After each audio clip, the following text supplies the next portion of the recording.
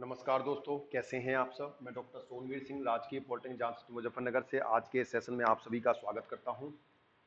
दोस्तों, energy conservation विषय के अंतर्गत चैप्टर 5 में energy efficiency in thermal utilities का अध्ययन कर रहे थे, जिसमें लास्ट सेशन में हमने स्टोकेस्टिक स्टोइकोमेट्रिक प्रोसेस का कॉन्सेप्ट और उसके बाद हमने बॉयलर की एनर्जी सेविंग, हम किस तरह से एनर्जी कंजर्वेशन बॉयलर में करेंगे, ये हमने अध्ययन किया था। आज के सेशन में हम डिस्कस करेंगे एनर्जी कंजर्वेशन इन फर्नेसेस। जैसे हमने बॉयलर में देखा था उसी तरह से हम देखेंगे कि फर्नेस में हम ऊर्जा का संरक्षण कैसे कर सकते हैं, और इसके साथ साथ हम कूलिंग टावर को भी देखेंगे कि जो कूलिंग टावर है वो क्या होता है। ठीक है, कूलिंग टावर को हिंदी में जो है वो शीतन मीनार बोलते हैं, शीतलन मीनार। जो भी स्टूडेंट आज चैनल से पहली बार जुड़े हैं उनसे निवेदन है, कृपया चैनल को सब्सक्राइब कर लीजिए और नीचे बने बेल आइकन को क्लिक कर लीजिए, जिससे आपको लेटेस्ट अपडेट्स और नोटिफिकेशंस प्राप्त होते रहें।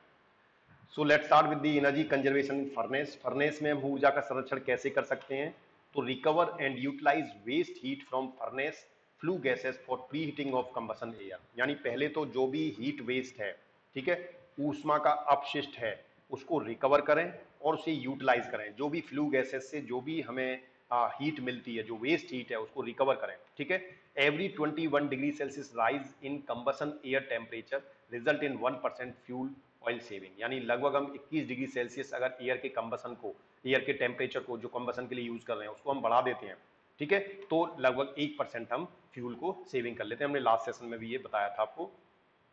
Control excess air in furnace. Furnace में जो भी एक्सेस एयर है उसको कंट्रोल रखें।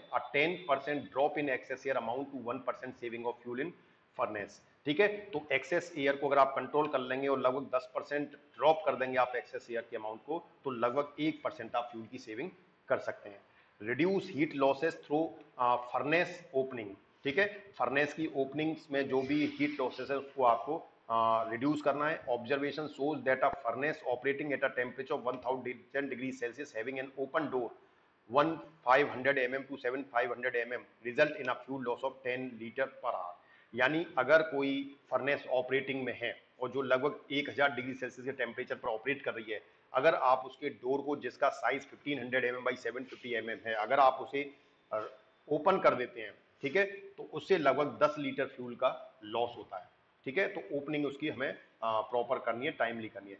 Improve insulation if the surface temperature exceed 20 degree Celsius above ambient. अगर फर्नेस का सरफेस टेम्परेचर एम्बिएंट से 20 डिग्री सेल्सियस अगर एक्सीड कर जाता है तो हमें इंसुलेशन की आवश्यकता है। Studied have revealed that heat loss from a furnace wall 115 mm thick at 650 degree Celsius amounting to 2650 kilo calorie per metre square per hour. यानी कि लगभग अगर कोई फर्नेस, जिसकी फर्नेस की जो वॉल है, सरफेस है, अगर वो 115 mm मोटाई की है और वो 650 डिग्री सेल्सियस पे ऑपरेट हो रही है, तो लगभग उसे 2650 kilo calorie per metre square per hour हमें उसमें लॉस होता है हीट का।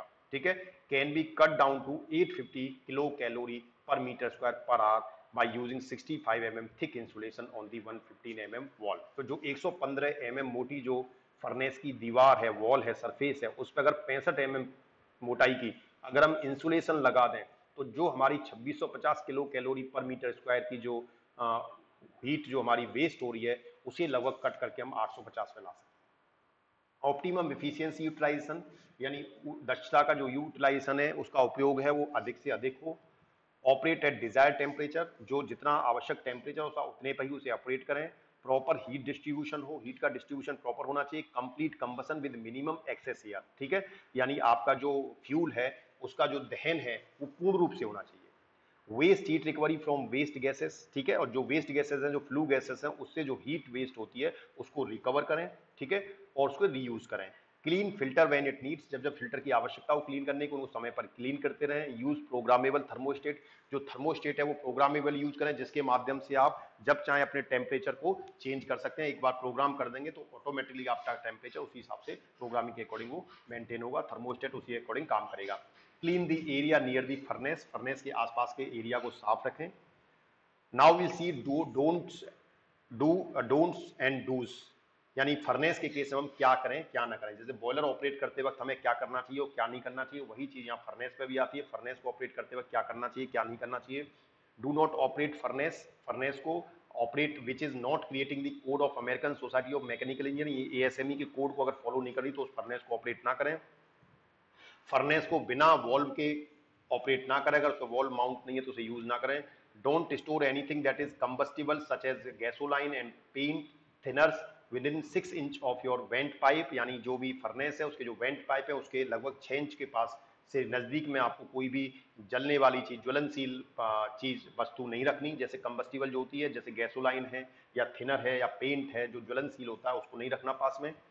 डोंट लीव यूज्ड फिल्टर और old furnace part lying around, यानी आपको अपनी फर्नेस के पास में जो यूज्ड फिल्टर है, जब फिल्टर आप चेंज करते हो अक्सर हम लोग ये करते हैं कि फिल्टर निकाला और उसे वहीं डाल दिया, तो वो नहीं करना आपको।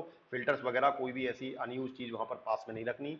डोंट हैंग लॉन्ड्री और क्लॉथनेस फ्रॉम योर इक्विपमेंट, आपका जो उपकरण है उस पर आपको कोई कपड़े वगैरह लॉन्ड्री या वो नहीं डालना है, ठीक है, क्योंकि फायर हजार्ड्स होते हैं जिसके माध्यम से ये आग पकड़ सकते हैं।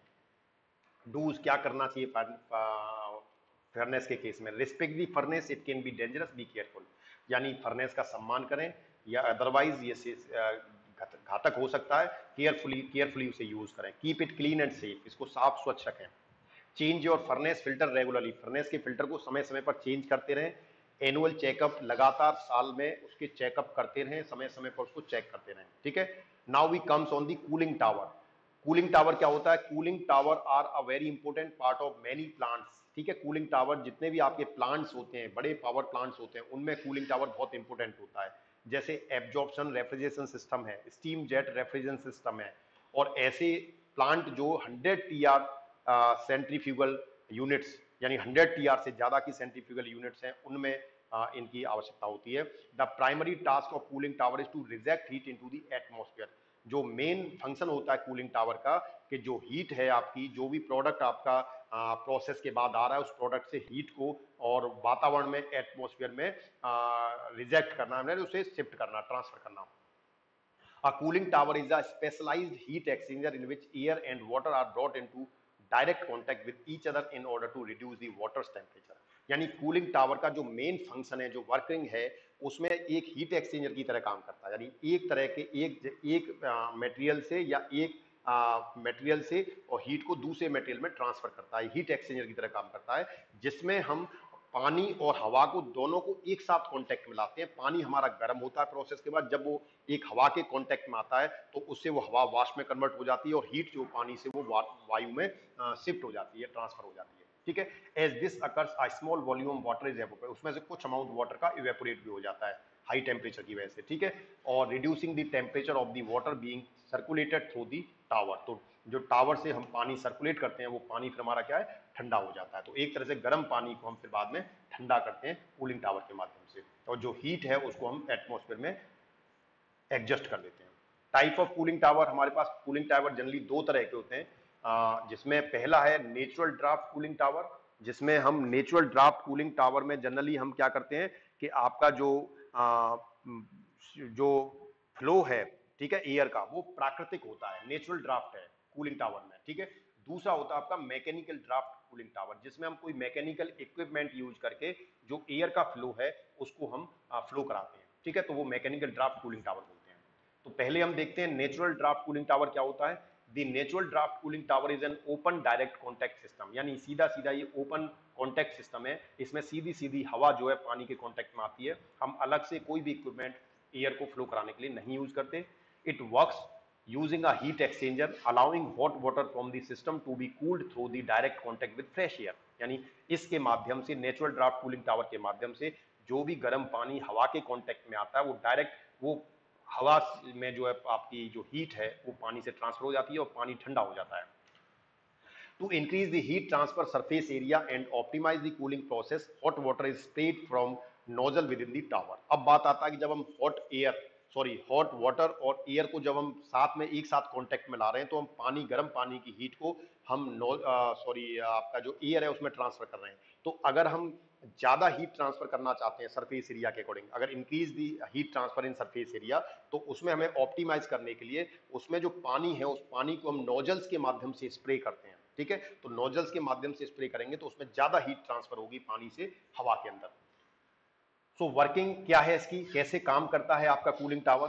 Cooling tower water is pumped from the cooling tower basin to the power plant. यानी जो आपका जो ठंडा पानी है जो कि आपके कूलिंग टावर के बेसिन में होता है, उस ठंडे पानी को हम पंप कर देते हैं, यानी एक तरह से पंप के माध्यम से निकालते हैं from the cooling tower basin to the power plant. उसे वहां से, क्योंकि जो कूलिंग टावर है वो आपके ठंडे पानी, गर्म पानी को ठंडा कर देता है, और ठंडा होने के बाद पानी आपके कूलिंग टावर के बेसिन में नीचे आ जाता है।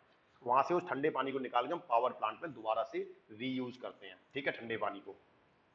The cooling water is heated by the process and its temperature increases. जब वो ठंडा पानी आप अपनी प्रोसेस में यूज करते हैं, मान लो आपने बॉयलर में यूज किया, ठीक है, ठीक है, तो बॉयलर में यूज करते हैं या किसी फर्नेस में यूज करें, तो वहां पर पानी आपका क्या होता है, ये गर्म हो जाता है, इसका टेम्परेचर बढ़ जाता है, ठीक है, ड्यूरिंग द प्रोसेस।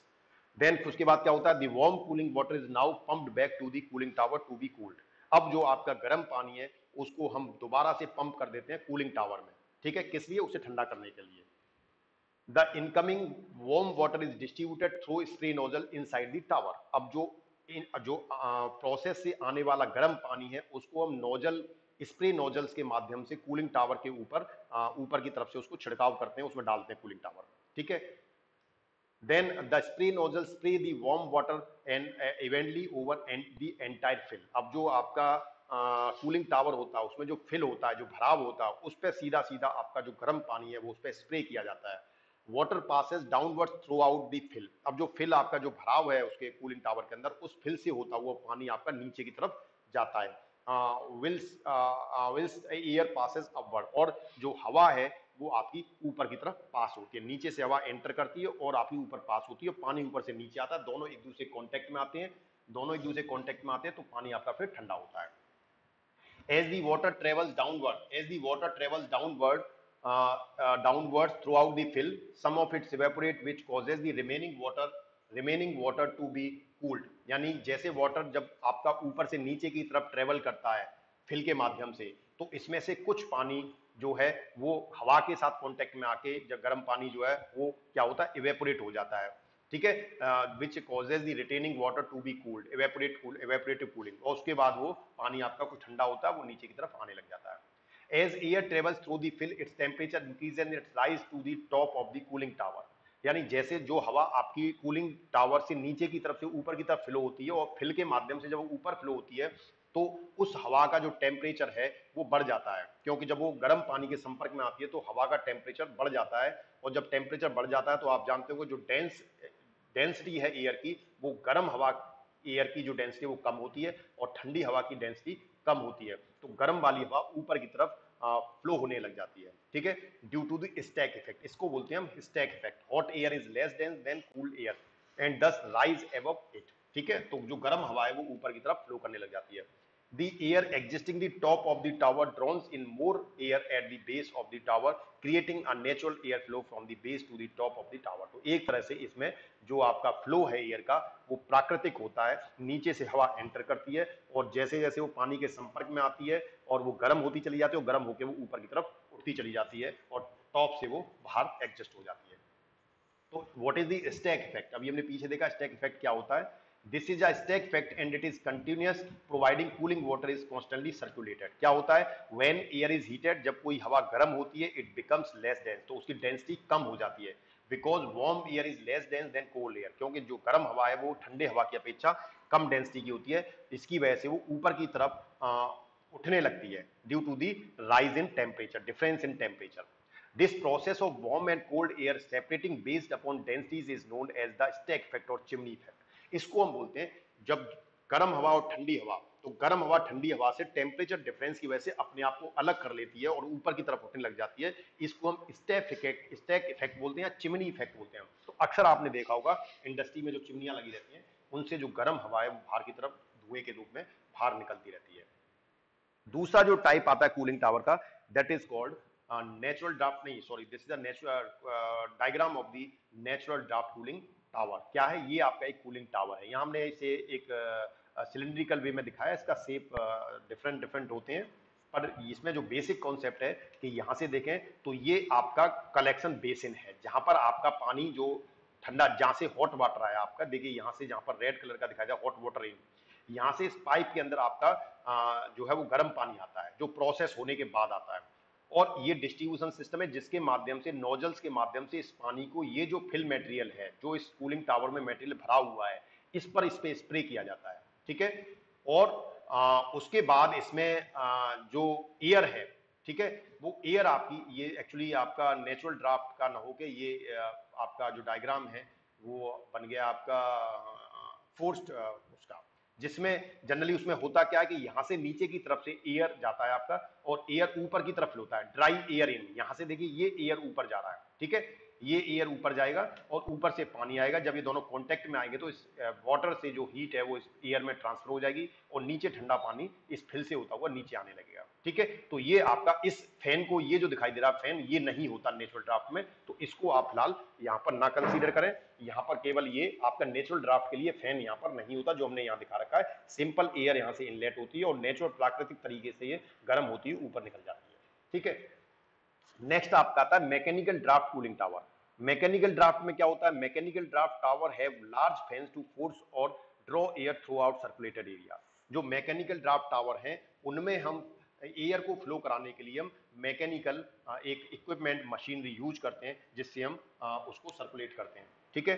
जिसमें the water falls downward over fill surface, यानी जो पानी है वो आपका फिल सरफेस से नीचे की तरफ आने लगता है, which help increase the contact time between the water and the air. ठीक है। जब आप क्या करते हैं इसमें, जब आप मैकेनिकल उससे जब आप फ्लो बढ़ा देते हैं उसका एयर का, तो जो आपका फिल के माध्यम से जो पानी नीचे आता है उसमें एक तरह से कॉन्टेक्ट टाइम बढ़ जाता है।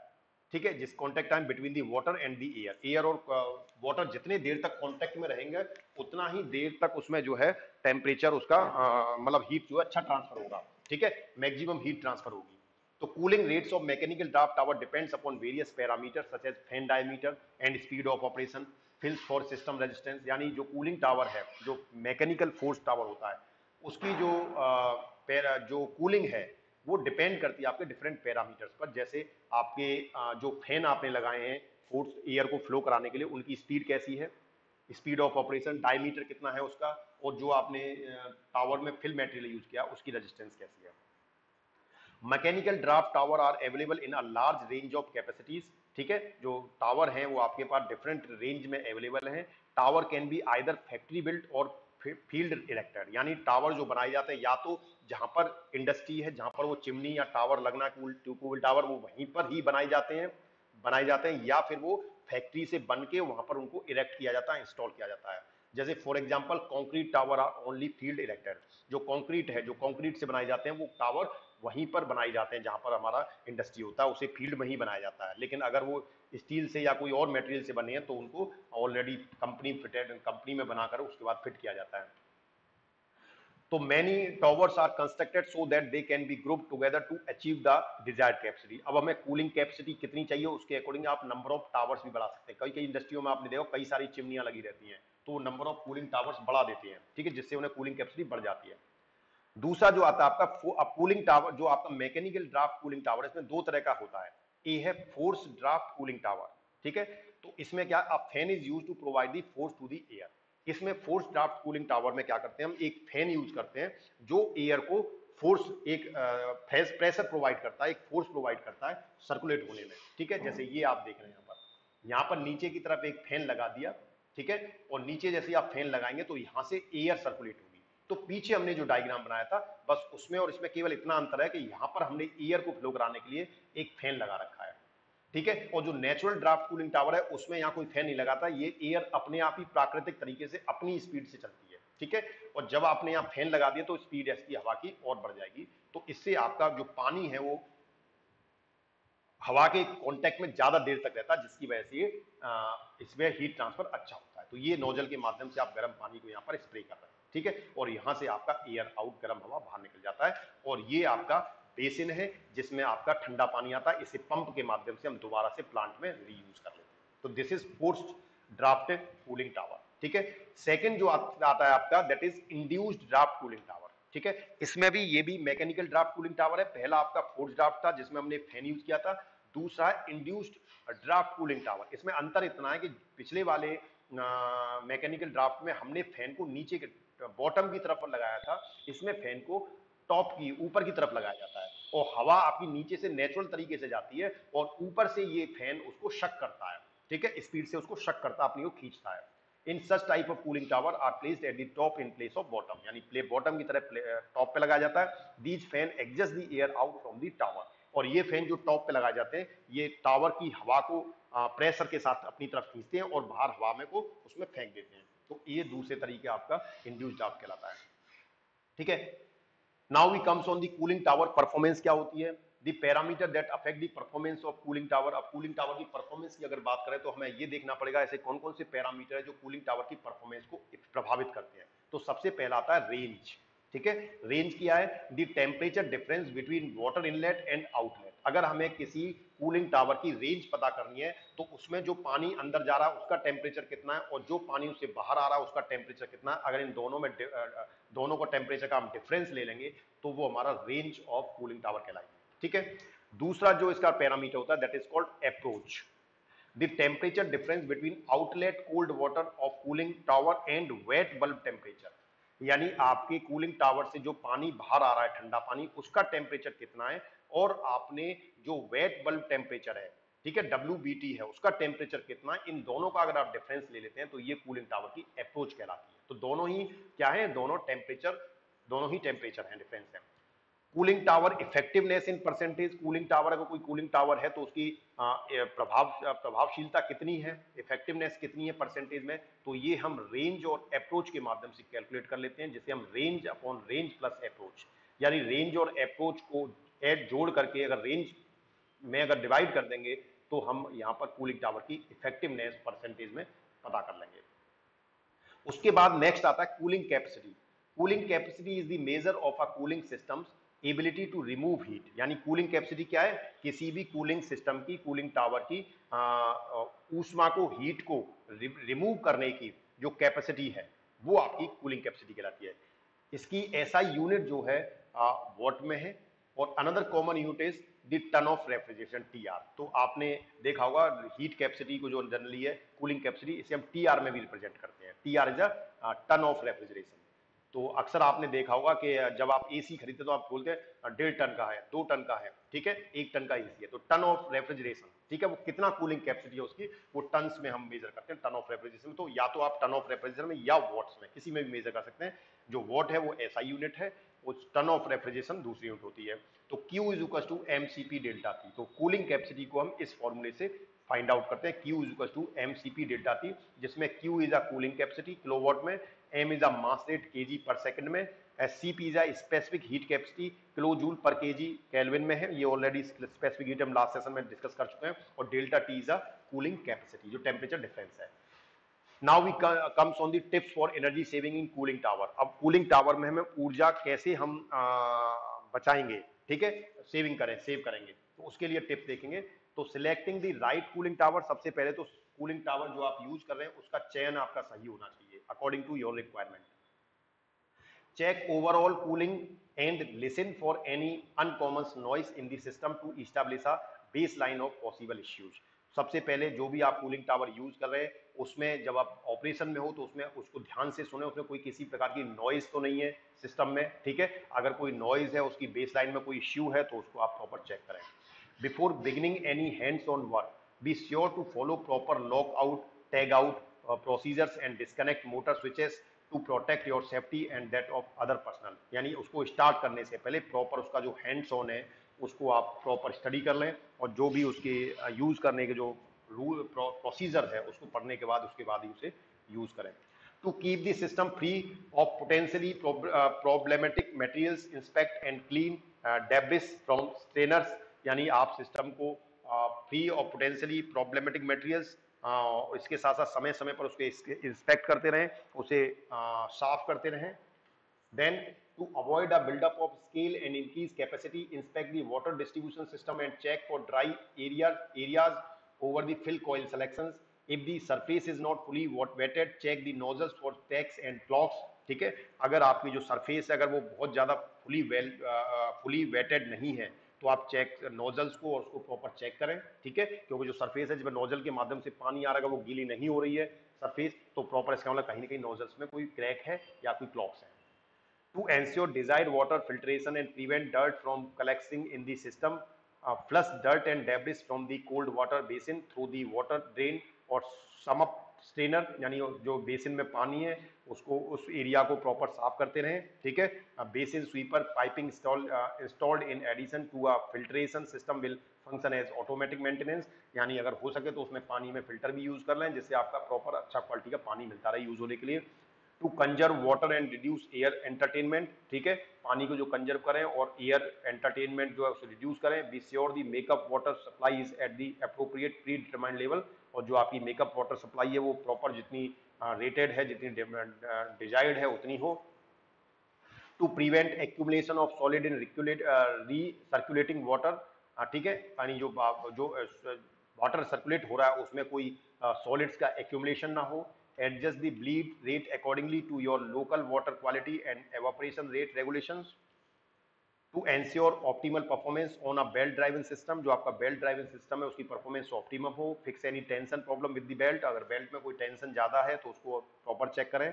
To assure reliable service in a gear drive system, ठीक है, जो आपका गियर ड्राइवल सिस्टम है उसकी प्रॉपर रिलायबल हो, सर्विस टाइमली सर्विस हो, रूटीनली चेक हो, उसका मेंटेनेंस हो, करेक्ट ऑयल लेवल हो, ऑयल क्वालिटी अच्छी हो, शाफ्ट अलाइनमेंट अच्छा हो, ठीक है, ये सब चीजें हमें ध्यान रखनी है. Then lubricants fan shaft bearing every 3 months, ठीक है, lubricate fan shaft bearing every 3 months, जो भी रोटेटिंग पार्ट्स हैं उनमें जो लुब्रिकेंट है वो जरूर लगाएं जिससे उनका उनमें फ्रैक्शन कम से कम हो, लॉसेस कम हो. Consider installing automatic bearing gears to eliminate monthly bearing maintenance, ठीक है, ऑटोमेटिक गियर्स यूज करें जिससे मंथली जो मेंटेनेंस है वो कम हो आपका. उसके बाद नेक्स्ट आता है आपका efficient steam utilization. efficient steam utilization, तो in a steam system the improvement in energy efficiencies exist in the utilization of the system, यानी कोई भी अगर हम स्टीम सिस्टम की बात करें तो उसमें एनर्जी की जो इफिशियंसी है उसमें सुधार जब ही हो सकता है जब हम उस एनर्जी उस स्टीम सिस्टम को बहुत अच्छे तरीके से उपयोग कर रहे हैं. अगर उसका यूटिलाइजेशन हम अच्छा कर रहे हैं तो हम कह सकते हैं कि हम उस सिस्टम की स्टीम सिस्टम की इफिशियंसी को बढ़ा रहे हैं, ठीक है, यानी आपकी सिस्टम की इफिशियंसी आपकी यूटिलाइजेशन पर डिपेंड करती है. The production and distribution efficiency of the system is more than 80%. आपका जो स्टीम का जो सिस्टम होता है उसकी जो उत्पादन और वितरण की जो एफिशिएंसी है वो लगभग 80% होती है, लेकिन हम उसे जब यूटिलाइज करते हैं तो हम केवल उसकी 47% एफिशिएंसी को ही यूटिलाइज कर पाते हैं, ठीक है. तो ये एक समस्या है कि जो आपका सिस्टम की एफिशिएंसी और आपकी यूटिलाइजेशन की जो एफिशिएंसी दोनों में काफी अंतर है. When we talk about heat medium, जब हम ऊष्मा के माध्यमों की बात करें तो उसमें स्टीम वाला जो मीडियम है वो सबसे अच्छी क्वालिटी का होना चाहिए, ठीक है, ये अच्छी क्वालिटी का होना चाहिए. अन्य जो भी मीडियम है आपके माध्यम है उससे ज्यादा out of the steam qualities mainly 2 qualities are important. अगर हम स्टीम की क्वालिटी की बात करें तो इसकी बहुत सारी क्वालिटीज में से 2 क्वालिटी बहुत इंपॉर्टेंट हो जाती हैं. एक तो प्रोवाइड टेम्परेचर इक्वली, यानी जो टेम्परेचर प्रोवाइड करता है, प्रदान करता है वो समान मात्रा में करता है, ठीक है, यानी इक्वली जो टेम्परेचर वो प्रोवाइड करता है. और दूसरा इट प्रोवाइड टेम्परेचर रैपिडली, और इसके साथ साथ जो भी इसकी मात्रा है टेम्परेचर प्रदान करने की वो भी काफी तेज होती है, वो तेजी से टेम्परेचर प्रदान करता है. तो स्टीम सिस्टम में ये 2 चीजें बहुत इंपॉर्टेंट होती हैं. एक तो आपका जो टेम्परेचर प्रोवाइड करता है वो इक्वली हो और वो रैपिड हो. Fine. So the quantity of heat transfer can be represented by heat transfer coefficient, जो आपकी हीट ट्रांसफर की जो क्वांटिटी है उसको हम हीट ट्रांसफर कोएफिशिएंट के माध्यम से रिप्रेजेंट करते हैं और जिसका यूनिट वाट पर मीटर स्क्वायर केल्विन है. अब now we comes on the energy saving tips in steam system. जो आपका स्टीम सिस्टम है उसमें हम ऊष्मा कैसे ऊर्जा कैसे बचा सकते हैं. तो पहला है detecting and avoiding steam leakage. आपका जो स्टीम सिस्टम है उसमें देखें कहीं पर स्टीम का लीकेज ना हो, उसको डिटेक्ट करें और अगर कहीं पर है तो उसको दूर करें, अवॉइड करें.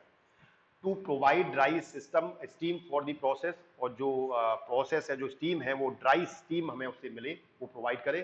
तीसरा है using steam at the lowest acceptable pressure for the process, यानी जो स्टीम हमें मिल रही है वो जितना हमें लोएस्ट एक्सेप्टेबल प्रेशर है उतने प्रेशर पर मिले, लोएस्ट प्रेशर पर स्टीम मिले. फोर्थ क्या है insulation of steam pipes and hot process equipment, यानी प्रॉपर इंसुलेशन हो आपका स्टीम के पाइप का जिससे हीट जो है आपका सरफेस से सराउंडिंग में ट्रांसफर ना हो. फिफ्थ है proper utilization of directly injected steam, और जो स्टीम हम डायरेक्ट इंजेक्ट कर रहे हैं उसका प्रॉपर यूटिलाइजेशन हो।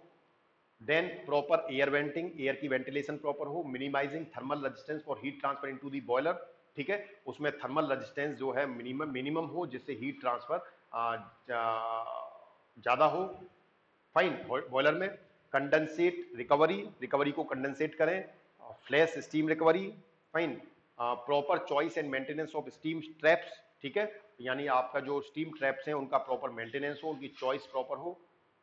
Proper sizing of steam and condensate pipelines, यानी आपका जो स्टीम सिस्टम है उसकी साइज, प्रॉपर साइज सेलेक्ट करें, उसका कंडेंसेट पाइप जो है वो लाइंस वो प्रॉपर हो, सिलेक्शन हो।